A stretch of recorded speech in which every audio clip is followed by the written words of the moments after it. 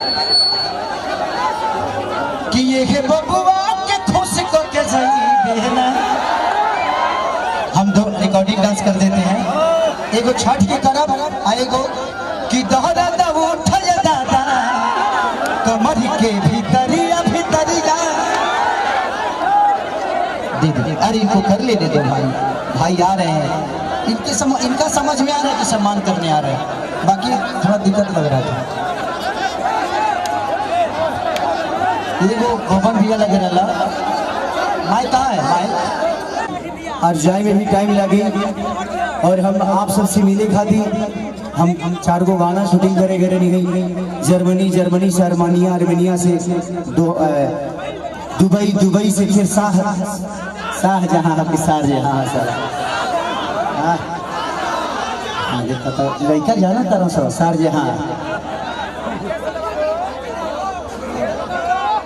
लेकिन आप लोगों का प्यार इतना मजा आया, मुझे लगता है कि जी जमीन तो बहुत बड़ा, शायद सरकार की नजर अगर ये जमीन पर पड़ गई शायद सरकारी जमीन हुई,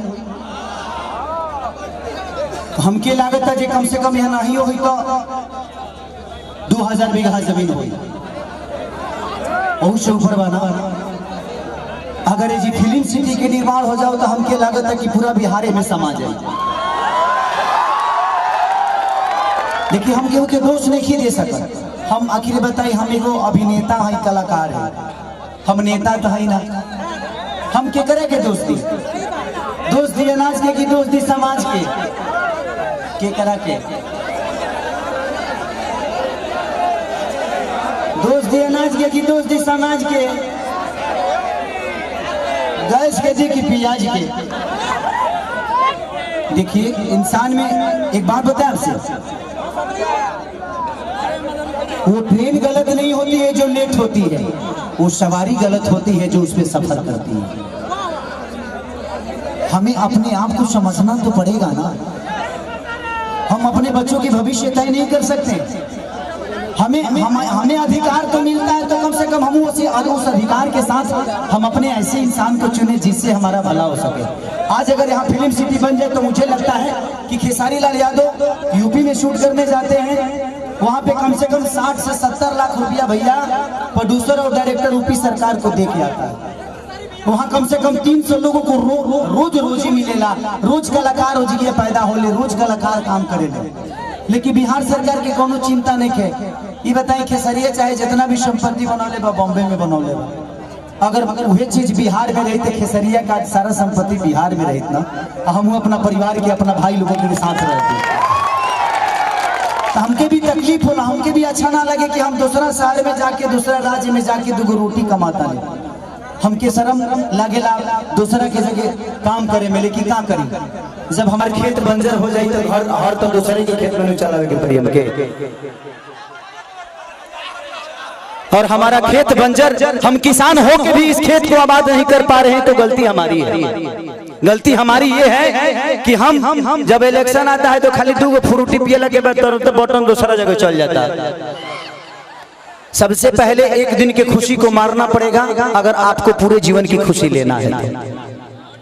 एक दिन की खुशी को जिस दिन आप मार दीजिएगा, अधिकार वो आपका नहीं है, वो आपके बच्चे का भविष्य है जो आपको तय करना है। पैदा करना ही बच्चों का भविष्य नहीं होता, शिक्षा देना ही भविष्य नहीं होता। ये बताइए खेसारी के बेटा बेटी है, खेसारी का लगे पैसा बता वो अमेरिका में पढ़ा दी है, लेकिन सबका लगे वो सक्षम तो नहीं खे ना जब अपना बेटा बेटी का अमेरिका में पढ़ाई। तो बिहार में कितना लोग खेसारी बजे, एक गो ना, एक खेसरिया बा। ये बताइए आज भी हमारे बिहार के नेता हैं, यूपी के नेता हैं, सबके अपने बच्चे कोई अमेरिका में पढ़ता है, कोई लंदन में पढ़ता है, कोई मॉरिशस में पढ़ता है। किसी किसान का बेटा कहाँ पढ़ने जाता है क्योंकि उसकी क्षमता नहीं है। क्योंकि इन लोगों ने अगर यहीं पे स्कूल दिया होता तो इनके भी बच्चे यहीं पे शिक्षित हो जाते। लेकिन इन्होंने जब अपने बच्चे का भविष्य तय नहीं किया तो हमारे बच्चों का भविष्य तय कहाँ से कर पाएंगे। अब ये बताइए कि यूट्यूब पर डाल दी तो लोग ये खेसरिया राजनेता हो गए। अब हम अपन दुखों ना कह सकिले। अच्छा हम नाजायज बोलते हैं चाचा। अभी बताइए खेसरिया जब अपना खातिर हॉस्पिटल नहीं बनवले तब गांव भर के इलाज कहाँ से कराई। तो जब ये हमारे नेता अपना इलाज कराने के लिए एम्स में जाते हैं, हमारे नेता अपना इलाज कराने के लिए बॉम्बे जाते हैं, विदेश जाते हैं, तो ये बताइए जब ये अपने इलाज के लिए अस्पताल नहीं खुलवाए तो हमारे इलाज के लिए कहां से खुलवा पाएंगे। मेरी उम्र आज 28 से 30 बरस की हो गई। 30 बरस से हो सकता है 5 बरस बाद मुझे होश आ गया होगा। 25 बरस से तो ऐसा ही देख रहा हूँ कि हमारा बिहार में बदलाव कुछ नहीं हुआ है। दारू बंद हुआ है तब वो मिलिए रहा है। इसमें दोस्त हम सरकार को नहीं देंगे, क्योंकि हमारे पास रोजी नहीं है। हम अपनी रोजी ढूंढते हैं, वो चाहे हमें नशा में मिले या बुराई करके मिले या किसी का मर्डर करके मिले।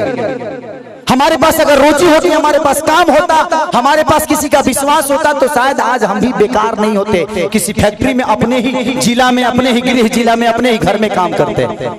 तो जब इंसान बेकार होता है तो वो गलत काम करता है। तो गलत काम तभी होता है जब इंसान फुर्सत में होला। गलत काम हो टाइम ना मिले। सही बताओ, तार गेहूं के दवरी आई तो तू दूसरा के टिकोड़ा तुरे जीगो, तू अपन गेहूं दई बना।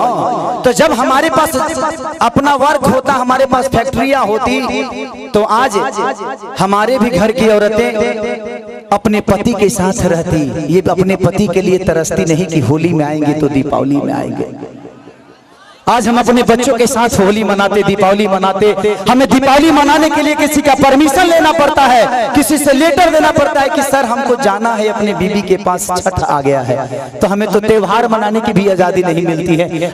ऐसे राज्य में हम पैदा हो गए हैं। हमें ऐसे राज्य से नफरत नहीं है, लेकिन यहाँ के सिस्टम से मुझे नफरत है कि यहाँ के सिस्टम हमें कहीं का नहीं छोड़ा, कहीं ले ही नहीं गया।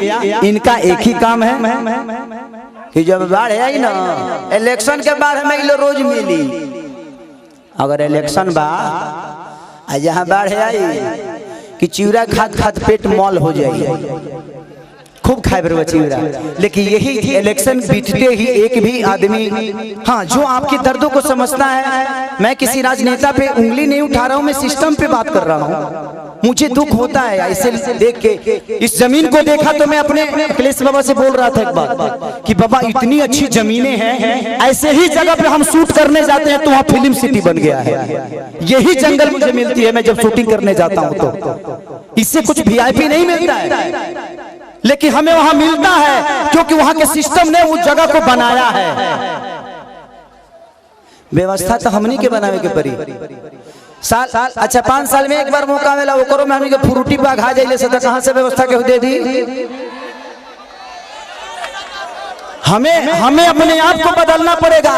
आपको बदलने के लिए आपको अपने आप को बदलना पड़ेगा, तब सिस्टम बदलेगा। क्योंकि सिस्टम चलाने वाले आप हैं, आप उनको अधिकार देते हैं सिस्टम चलाने के लिए। तारा पैसा से फॉर्च्यूनर पर खेसारी लाल चढ़ेले। खेसारी के कल से सुनल बंद कर दे। खेसारी के औकात नजर आ जाएगी, खेसारी तो कितना बड़ा स्टार हुआ। मैं अपनी बातें कर रहा हूँ। तो जब खेसारी लाल यादव की औकात आपके हाथों में है, मेरा भविष्य आपने तय किया है। एक दूध बेचने वाले बेटा, एक लिट्टी बेचने वाले बेटा स्टार आपने बनाया ना। मेरे पिताजी कभी मेरा सिनेमा नहीं देखते हैं, लेकिन आप लोग अपने बेटा के लिए अपना हाथ तक फाड़ लेते हो। तो मेरे बाप से बढ़ के आप सब होते हो, इसीलिए मैं हमेशा आप सबसे प्यार करता हूँ।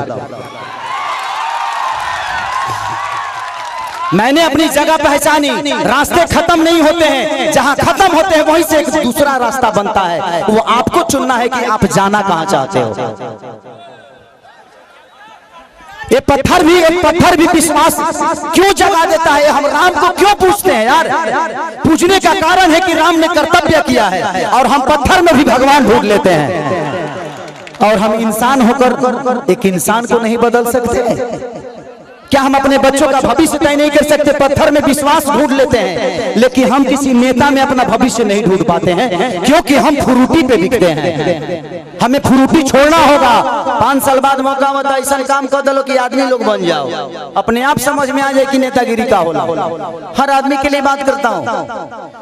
मैं देखा तो मुझे दुख हुआ कि इतने सारे जमीन के बावजूद, मैं किसी सरकार पे उंगली नहीं उठा रहा हूं, लेकिन मैं बातें बोलता हूं कि अगर मेरी बातें YouTube के माध्यम से कहीं ना कहीं तो चलिए जाए, हम जाना था। लेकिन मैं यही कहना चाहता हूं सरकार से कि यहाँ 5000 एकड़ जमीन है, 100 एकड़ में एक फिल्म सिटी बना दो यार, कि मैं अपने भाइयों के साथ यहाँ शूटिंग करने आऊँ। अगर मुझे लगता है ना, अगर यहाँ पे फिल्म सिटी 100 एकड़ में बन गया तो बिहार की सबसे खूबसूरत ये जगह होगी। ये मेरा दावा है, ये मैं जानता हूँ। और पूरी दुनिया यहाँ पे आएगी शूटिंग करने, चाहे वो सलमान खान हो, अमिताभ बच्चन हो या अक्षय कुमार हो। खेसरिया के तक घर है तो झड़ो फिरे खाती चल रही। हमार तो बतिए हटा दे, हम तो घर के बेटा हैं, ये जमीन के उपजल एगो अनाज है। लेकिन दुख होता है, हमके बड़ा दुख लगल है, ऐसा नहीं होता। ये जगह देख के दुख ना लगल है। इतना सुंदर जगह बाने ओकरा बावजूदो हमनी के अपना जमीन पर फसल नहीं किस उगा पावत। ई हमनी के ब्रह्मणा बा, हमनी के कितना तकलीफ में बानी जा। अरे आप पिता हैं, क्या कहूँ?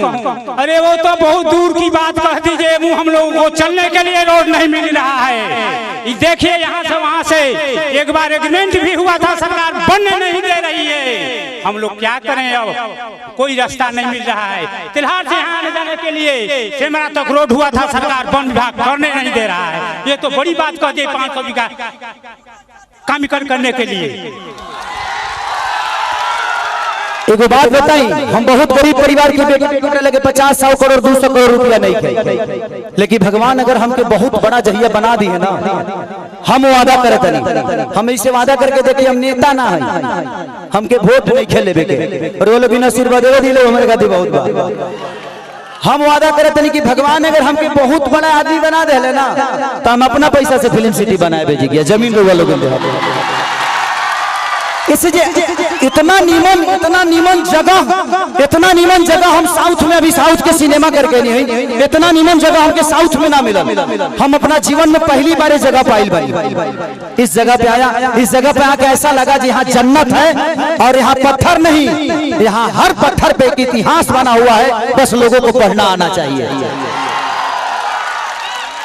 लेकिन मुझे नहीं लगता कि इस सरकार को कभी ये पत्थर नजर आएगी। इनके नजर में ये पत्थर है, क्योंकि इसके लिए आपने मंदिर नहीं बनाया ना।